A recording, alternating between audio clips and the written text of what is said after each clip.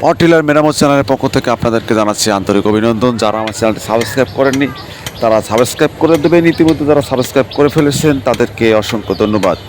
সুপ্রিয় কৃষক ভাইয়েরা, আপনারা পাওয়ার টিলার দিয়ে চাষবাস করতে করতে পাওয়ার টিলার সমস্যা দেখা দেয়, আর এই সমস্যার কারণে আমাদের এই ভিডিও দীর্ঘদিন ভিডিও করার ফলে আমরা অনেকটা সময় মেশিনের কাছাকাছি থেকে আপনাদেরকে সাহায্য করতে চেষ্টা করি। দীর্ঘদিন আমরা এই ভিডিওর সাথে জড়িত আছি, আর বিভিন্ন সময় আপনারা আমাদের কাছে ফোন করে থাকেন, বিভিন্ন সমস্যার সমাধান নিয়ে থাকেন। যারা এখনও আমাদের ভিডিও সাবস্ক্রাইব করে তারা সাবস্ক্রাইব করে, ভিডিও ডিসক্রিপশনে নাম্বার দেওয়া আছে, সেই নাম্বারে যোগাযোগ করলে তৎক্ষণিক সমস্যার সমাধান আপনি নিতে পারবেন। এছাড়াও আমরা বিভিন্ন স্থানে গিয়ে পাওয়ার টিলারের বিভিন্ন ভিডিও করে থাকি। আমাদের অভিজ্ঞ ইঞ্জিনিয়ার আমির হোসেন,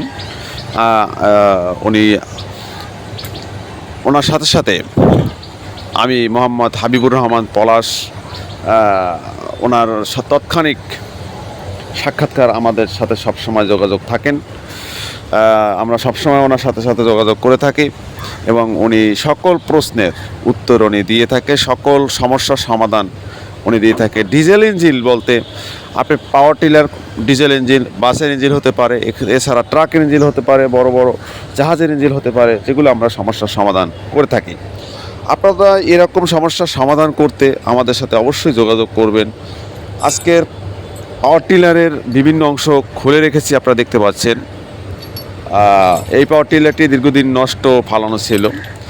আমাদের ইঞ্জিনিয়ার আমির হোসেন এবং আমাকে ফোন করা হয়েছে যে পাওয়ার টিলারটি ঠিক করা হবে।